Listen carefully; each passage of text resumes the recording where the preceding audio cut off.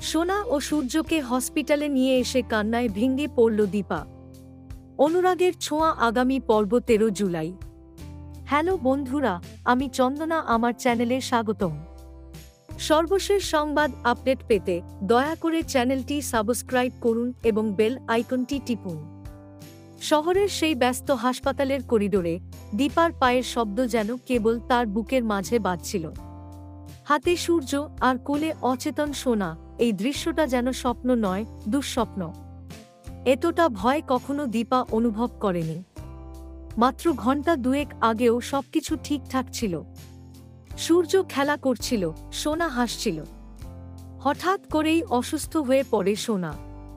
গলা শুকিয়ে আসছিল, শরীর থরথর করে কাঁপছিল। দীপা কিছু বুঝে ওঠার আগেই সূর্য বুকে প্রচণ্ড ব্যথা নিয়ে মাটিতে লুটিয়ে পড়ে।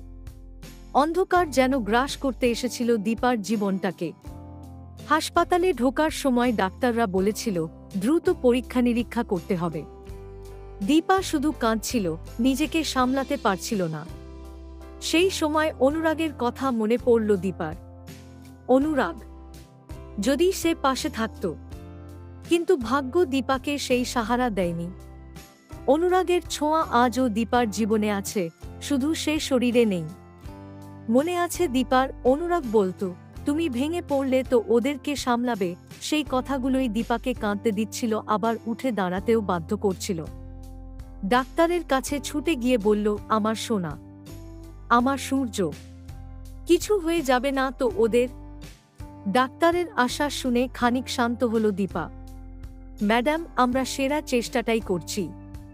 ওদের অবস্থা স্থিতিশীল না হলেও এখনই খারাপ বলবো না। এই স্থিতিশীল কথাটা বড্ড ভয় ধরাচ্ছিল দীপার মনে।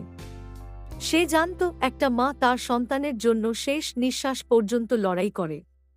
সেই রাতে দীপা হাসপাতালের বেঞ্চে বসে রইল।